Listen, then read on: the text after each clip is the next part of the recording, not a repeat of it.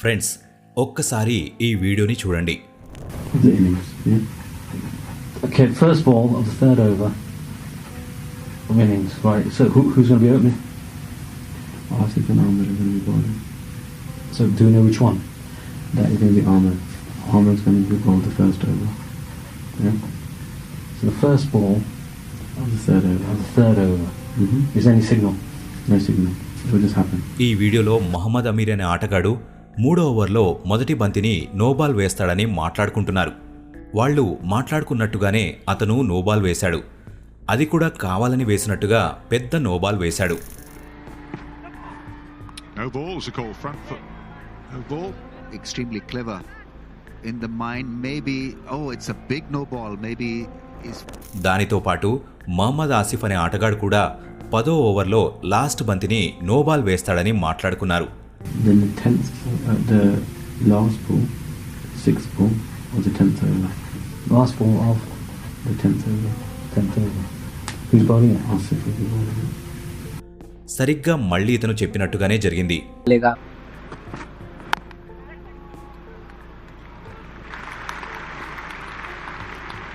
If his left leg lands there, he's way over. His arm must be over the stump, so he'll be bowling wicket to wicket. దీన్ని spot fixing అంటారు. ఇది 2010లో జరిగింది. దీనివల్ల Mohammed Asif, Mohammed Aamir Salman but suspend చేశారు. వాళ్ళు ఎప్పుడెప్పుడు no ball వేయాలో ముందుగానే ప్లాన్ చేసుకున్నారు. ఇలాంటి చిన్న చిన్న ఆటగాళ్లే ఫిక్సింగ్కి పాల్పడుతున్నప్పుడు ఐపీఎల్లో ఉన్న పెద్ద పెద్ద జట్లు ఫిక్సింగ్ చేయవని మీరు ఆలోచిస్తూ ఉండవచ్చు. నిజానికి ఐపీఎల్ అంతా పూర్తి ఫిక్సింగ్ మీదే నడుస్తుంది. దాని గురించి తెలుసుకునే ముందు స్పాట్ ఫిక్సింగ్ అంటే ఏంటో తెలుసుకుందాం. ఇప్పుడు మనం చూసిన సల్మాన్ బట్, అమీర్ ఖాన్, మహమ్మద్ ఆసిఫ్ చేసినది ఏదైతే ఉందో దాన్ని స్పాట్ ఫిక్సింగ్ అంటారు. ఇలాంటి సంఘటనని మనం ఐపీఎల్లో కూడా చూసాం. రాజస్థాన్ రాయల్స్ ఆటగాళ్లు అజిత్ చండీలా, శ్రీశాంత్, అంకిత్ చవాన్ అందరూ స్పాట్ ఫిక్సింగ్ చేయడం వలన సస్పెండ్ అయ్యారు. ఓవర్లో 14 కంటే ఎక్కువ పరుగులు ఇస్తామని స్పాట్ ఫిక్సింగ్ చేశారు. దానికి సిగ్నల్గా వీళ్ల కర్చీఫ్ని ముందు వైపుకు పెట్టారు.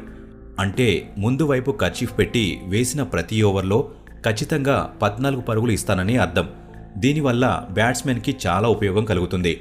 కానీ దీని గురించి శ్రీశాంత్ మాట్లాడుతూ ఒక 10 లక్షల రూపాయల కోసం నేనెందుకు ఫిక్సింగ్ చేస్తానని ఒక ఇంటర్వ్యూలో చెప్పాడు. ఇప్పుడు ఇతని కేసు అయితే క్లోజ్ అయింది. శ్రీశాంత్ చెప్పేది నిజమై ఉండొచ్చు. ఎందుకంటే శ్రీశాంత్ 2007లో ప్రపంచ కప్ గెలిచిన జట్టులో సభ్యుడు. అలాగే 2011లో కూడా ప్రపంచ కప్ గెలిచిన జట్టులో కూడా సభ్యుడుగా ఉన్నాడు. ఇలాంటి ఆటగాడికి స్పాట్ ఫిక్సింగ్ ఎందుకు చేస్తాడని చాలామంది ఇతన్ని సమర్థించారు. చాలామంది డబ్బున్న వ్యక్తులు బెట్టింగ్లో డబ్బులు సంపాదించడానికి ఆటగాళ్లతో ఫిక్సింగ్ చేస్తున్నారు. ఫ్రెండ్స్, మ్యాచ్ ఫిక్సింగ్ చాలా ప్రమాదకరం. ఈ విషయం మీలో చాలామందికి తెలియకపోవచ్చు. చాలామంది సామాన్య ప్రజలు బెట్టింగ్లో కొన్ని లక్షల రూపాయలు కోల్పోయారు. నా ఫ్రెండ్ రమేష్ కూడా బెట్టింగ్లో చాలా డబ్బులు పోగొట్టుకున్నాడు. ఆ డబ్బులు కోల్పోయిన షాక్లో రోడ్ యాక్సిడెంట్ జరిగి అతను చనిపోయాడు. ఈ ఇన్సిడెంట్ వల్ల తన కుటుంబానికి ఏ దిక్కు లేకుండా పోయింది. ఒకవేళ రమేష్ ముందుగానే టర్మ్ ఇన్సూరెన్స్ తీసుకుని ఉంటే తన కుటుంబ పరిస్థితి ఇంకోలాగా ఉండేది. ఫ్రెండ్స్, అందుకనే మీరు రమేష్ చేసిన తప్పును చేయకండి. ఇప్పుడే పాలసీ బజార్లో పాలసీ తీసుకుని మీ కుటుంబానికి భద్రత కల్పించండి. టర్మ్ ఇన్సూరెన్స్లో డబ్బులు సేవ్ చేయడం వల్ల మీ కుటుంబానికి చాలా ప్రయోజనం ఉంటుంది. ఒకవేళ భవిష్యత్తులో ఏదైనా జరగరాని సంఘటన జరిగినప్పుడు మీరు అక్కడ లేకపోతే ఈ ఇన్సూరెన్స్ ప్లాన్ మీ కుటుంబానికి చాలా ఉపయోగపడుతుంది. హాస్పిటల్ ఖర్చుల దగ్గర నుంచి పిల్లల చదువుల వరకు అన్నిటికీ ఈ ఇన్సూరెన్స్ ప్లాన్ ఉపయోగపడుతుంది. ఇక్కడ మీరు తక్కువ డబ్బులతోనే కోట్ల రూపాయల ఇన్సూరెన్స్ ప్లాన్ని తీసుకోవచ్చు. అందుకనే మీరందరూ ఇన్సూరెన్స్ ప్లాన్ ఖచ్చితంగా తీసుకోండి. కేవలం నెలకి 473 పే చేసి కోట్ల రూపాయల ఇన్సూరెన్స్ని పొందవచ్చు. సెక్షన్ 80C ప్రకారం దాదాపు 1,50,000 వరకు ట్యాక్స్ని కూడా ఆదా చేయవచ్చు. వెంటనే డిస్క్రిప్షన్లో ఉన్న లింక్ని క్లిక్ చేసి పాలసీ బజార్కి వెళ్ళి ఆన్లైన్లో 10% డిస్కౌంట్తో మీకు నచ్చిన ఇన్సూరెన్స్ ప్లాన్ని తీసుకోండి. మీకు 24/7 హెల్ప్ చేయడానికి కస్టమర్ కేర్ కూడా ఉంటారు. వాళ్ళు మీరు పాలసీ తీసుకోవడానికి అన్ని విధాలుగా సహాయపడతారు. సో వెంటనే డిస్క్రిప్షన్లో ఉన్న లింక్ని క్లిక్ చేసి 51 ట్రస్టెడ్ పార్ట్నర్స్లో మీ కుటుంబానికి భవిష్యత్తులో ఉపయోగపడే ఇన్సూరెన్స్ ప్లాన్స్ని ఎంచుకోండి. Toss fixing. క్రికెట్ మ్యాచ్ గెలవాలంటే టాస్ చాలా ఇంపార్టెంట్. గ్రౌండ్ కండిషన్స్ని బట్టి బ్యాటింగ్ చేయాలో లేదా బౌలింగ్ చేయాలో టాస్తోనే నిర్ణయించుకుంటారు. సగం మ్యాచ్ అంతా టాస్ పైన ఆధారపడి ఉంటుంది. కానీ ఇండియా శ్రీలంకకు జరిగిన మ్యాచ్ ఫిక్సింగ్ జరిగింది. టాస్ వేసినప్పుడు Indian captain Virat Kohli heads అని చెప్పాడు. కానీ టేల్స్ పడిన తర్వాత కూడా కామెంటేటర్ మీరు ఏమెంచుకుంటారని విరాట్ కోహ్లీనే అడిగాడు. దీన్ని చూసి చాలామంది టాస్ ఫిక్సింగ్ జరిగిందని అంటున్నారు. కాపీరైట్ ఇష్యూస్ వల్ల ఆ వీడియోను నేను మీకు చూపించలేను. సరిగ్గా ఐపీఎల్లో కూడా ఇలాంటి ఒక సంఘటన జరిగింది. Punjab team captain Murali Vijay toss వేసినప్పుడు హెడ్స్ అని చెప్పాడు. కానీ అప్పుడు టేల్స్ పడుతుంది. ఆ తర్వాత కూడా మురళీ విజయ్ టాస్ గెలిచినట్టుగా కామెంటేటర్ రవిశాస్త్రి మీరేమెంచుకుంటారని అడిగాడు. చాలామంది క్రికెట్ ఎక్స్పర్ట్స్ ఐపీఎల్ కూడా ఫిక్సింగ్ అని చెప్పడానికి ఈ ఒక్క ఆధారం చాలంటున్నారు. కేవలం ఇది మాత్రమే కాదు, 2011 వరల్డ్ కప్ ఫైనల్లో కూడా టాస్ ఫిక్సింగ్ జరిగింది. అప్పుడు దీని గురించి కేసు కూడా నడిచింది. శ్రీలంక కావాలనే టాస్ ఓడిపోయిందని ఎన్నో ఆరోపణలు వచ్చాయి. కానీ ఏ ఆధారం లేకపోవడం వలన ఈ కేసుని క్లోజ్ చేశారు. ఫ్రెండ్స్, ఈ 3 టాస్లని సరిగ్గా గమనిస్తే ఇవన్నీ మనుషులు చేసిన తప్పులై ఉండొచ్చు, లేదా పొరపాట్లు అయి ఉండొచ్చు. ఎందుకంటే స్టేడియంలో సౌండ్ ఎక్కువగా ఉంటుంది. దీనివల్ల కెప్టెన్స్ చెప్పిన హెడ్ స్టైల్స్కి సరిగా వినిపించి ఉండకపోవచ్చు. టాస్ అయితే నేను ఫిక్సింగ్ అని చెప్పలేను. ఎందుకంటే ఒకవేళ ఫిక్సింగ్ చేయాలనుకుంటే వాళ్ళు మ్యాచ్ ఫిక్సింగ్ చేసుకోవచ్చు. అలాంటప్పుడు టాస్ ఫిక్సింగ్ ఎందుకు చేస్తారు? కుమార సంగకార లాంటి గొప్ప ఆటగాడిపైన ఫిక్సింగ్ ఆరోపణలు చేయడం కరెక్ట్ కాదు. దీని గురించి సంగకార ఒక క్లారిటీ ఇచ్చాడు. 2011 వరల్డ్ కప్ టాస్ కేవలం కన్ఫ్యూజన్ వల్ల అలా జరిగిందని చెప్పాడు. టాస్ ఫిక్సింగ్ లాంటి ఏ సంఘటన జరగలేదని అతను చెప్పుకొచ్చాడు. చాలా రోజుల నుంచి టాస్ వేసిన తర్వాత దానిని కెమెరాలో చూపించాలని ఫ్యాన్స్ డిమాండ్ చేస్తున్నారు. అప్పుడు అసలు టాస్ ఫిక్సింగ్ జరుగుతుందో లేదో మనకు అర్థమవుతుంది. ఇది ఒక మంచి విషయమే. ఫ్రెండ్స్, ఇప్పుడు మ్యాచ్ ఫిక్సింగ్ గురించి మాట్లాడుకుందాం. ఫ్రెండ్స్, ఒక జట్టులో ఉన్న 11 మంది ఆటగాళ్లు మ్యాచ్ ఫిక్సింగ్ చేయగలరా? 2001లో సౌత్ ఆఫ్రికా ప్లేయర్ తను ఇండియా సౌత్ ఆఫ్రికా మధ్య జరిగిన మ్యాచ్లో ఫిక్సింగ్ చేశాడని ఒక ఇంటర్వ్యూలో చెప్పాడు. దీనికి మన ఇండియాకి మాత్రం ఏ సంబంధం లేదని అనుకున్నారు. ఎందుకంటే మన ఇండియా ప్లేయర్స్ ఎవరూ కూడా ఫిక్సింగ్ చేయలేదని అందరూ అనుకున్నారు. కానీ ఇన్వెస్టిగేషన్ చేసిన తర్వాత దీనికి ఇండియన్ కెప్టెన్ అజరుద్దీన్కి సంబంధం ఉందని తెలిసింది. ఈ మ్యాచ్లో అజరుద్దీన్ ఇండియాకి కెప్టెన్గా వ్యవహరించాడు. ఆ తర్వాత అజరుద్దీన్ని క్రికెట్ ఆడకుండా జీవితాంతం నిషేధించారు. కానీ తర్వాత అజరుద్దీన్ ఈ డిసిషన్ని ఛాలెంజ్ చేశాడు. 1996 వరల్డ్ కప్ సెమీఫైనల్లో ఇండియా గెలవాలంటే 253 పరుగులు చేయాల్సి ఉంది. ఇండియాకి మంచి స్టార్ట్ దొరికింది. స్టార్టింగ్లో సచిన్ టెండూల్కర్ 65 పరుగులు చేసి అవుట్ అయ్యాడు. కానీ సచిన్ టెండూల్కర్ అవుట్ అయిన వెంటనే తన మిగతా బ్యాట్స్మెన్ అంతా ఒక్కొక్కళ్ళుగా అందరూ అవుట్ అయ్యారు. 7 ఆటగాళ్లు కలిసి కేవలం 17 పరుగులు మాత్రమే చేశారు. 120 పరుగులకు 8 వికెట్లు పడిన తర్వాత ఈ మ్యాచ్ ఆగిపోయింది. ఈ మ్యాచ్ పూర్తవలేదు. ఎందుకంటే అక్కడున్న ప్రేక్షకులకి చాలా కోపం వచ్చింది. దీనివల్ల వాళ్ళు స్టేడియంలో మంటలు అంటించారు. పరిస్థితిని అదుపు చేయడం కోసం మ్యాచ్ని రద్దు చేయాల్సి వచ్చింది. ఒకవేళ ఆ సిచ్యువేషన్లో మ్యాచ్ ఆడినా సరే టీమిండియా ఓడిపోయి ఉండేది. అందుకనే ఐసీసీ కూడా శ్రీలంకని విజేతగా ప్రకటించింది. ఆ మ్యాచ్ కూడా ఫిక్సింగ్ జరిగిందని చాలామంది అంటుంటారు. ఎందుకంటే ఆ మ్యాచ్లో సచిన్ టెండూల్కర్ తప్ప ఏ ఒక్క ఆటగాడు కూడా సరైన ఆట తీరుని కనబరచలేకపోయాడు. దీన్ని బట్టి పూర్తి జట్టు కూడా ఫిక్సింగ్కి పాల్పడొచ్చని అర్థమవుతుంది. ఒకళ్ళ దగ్గర నుంచి 5-6 ఆటగాళ్ల వరకు ఫిక్సింగ్కి పాల్పడవచ్చు. కానీ సచిన్ టెండూల్కర్ లాంటి పెద్ద పెద్ద ఆటగాళ్లతో ఎవరూ కూడా మ్యాచ్ ఫిక్సింగ్ చేయలేరు. ఫ్రెండ్స్, ఐపీఎల్లో మ్యాచ్ ఫిక్సింగ్ చేయనప్పుడు చెన్నై సూపర్ కింగ్స్ని, రాజస్థాన్ రాయల్స్ని ఎందుకు బ్యాన్ చేశారనే ప్రశ్న మీ మనసులో కూడా వచ్చే ఉంటుంది.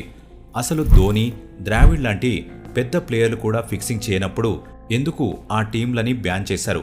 ఫ్రెండ్స్, బ్యాన్ చేసింది ఫ్రాంచైజీని, దాని యజమానులని, ఆటగాళ్లని కాదు. అది కూడా కేవలం 2 సంవత్సరాలు మాత్రమే. సిఎస్కే, ఆర్ఆర్ ఓనర్స్ బెట్టింగ్లో దొరికారు. ఐపీఎల్ రూల్స్ ప్రకారం క్రికెట్ ఫ్రాంచైజ్ ఓనర్స్ బెట్టింగ్లు వేయకూడదు. అందుకనే సిఎస్కే, ఆర్ఆర్ ఫ్రాంచైజీలని 2 సంవత్సరాల పాటు బ్యాన్ చేశారు. ధోని ఫిక్సింగ్ చేశాడనో లేదా రాహుల్ ద్రావిడ్ ఫిక్సింగ్ చేశాడనో ఆ ఫ్రాంచైజీలని బ్యాన్ చేయలేదు. వాళ్ల యజమానులు బెట్టింగ్లో పాల్పంచుకున్నారు కాబట్టి ఆ 2 టీంలను బ్యాన్ చేశారు. ఇందులో ఆటగాళ్లు తప్పు ఏమీ లేదు. TRP fixing. ఫ్రెండ్స్, మీలో చాలామందికి టీఆర్పీ ఫిక్సింగ్ అంటే తెలియకపోవచ్చు. ఒకసారి 2021 T20 వరల్డ్ కప్ మ్యాచ్లు జాగ్రత్తగా చూడండి. ఇందులో గ్రూప్ 1, గ్రూప్ 2 జట్లు ఉన్నాయి. ఇండియా, పాకిస్తాన్తో పాటు ఉన్న టీంలన్నీ చాలా వరకు బలహీనమైన టీంలే. అంటే గ్రూప్ 2 జట్లతో పోల్చుకుంటే గ్రూప్ 1 జట్లు చాలా స్ట్రాంగ్గా ఉన్నాయి. కేవలం 2021 వరల్డ్ కప్లో మాత్రమే కాదు, 2022 వరల్డ్ కప్లో కూడా గ్రూప్లలో ఇలానే ఉంది. ఇండియా పాకిస్తాన్ ఉన్న గ్రూప్ ఏదైతే ఉందో అది గ్రూప్ 1తో పోల్చుకుంటే చాలా బలహీనమైన గ్రూప్. అంటే గ్రూప్ 2లో గెలవడం చాలా సులభమైన పని అని నేను చెప్పట్లేదు. గ్రూప్ 2తో పోల్చుకుంటే గ్రూప్ 1 టీంలు చాలా స్ట్రాంగ్గా ఉన్నాయని చెప్తున్నారు. ఇండియా సెమీఫైనల్కి రావడం కోసమే ఇలాంటి ఫిక్చర్స్ని పెడుతున్నారని ఎంతో మంది అంటున్నారు. ఇలా చేయడం తప్పేమీ కాదు. ఈ ప్రపంచంలో క్రికెట్ ఎక్కువగా చూసేది మన ఇండియన్స్ మాత్రమే. అలాంటి ఇండియా సెమీఫైనల్స్కి వస్తే ఫ్యాన్స్ అందరూ ఖచ్చితంగా క్రికెట్ మ్యాచ్ చూడడానికి స్టేడియంకి వస్తారని ఐసీసీకి బాగా తెలుసు.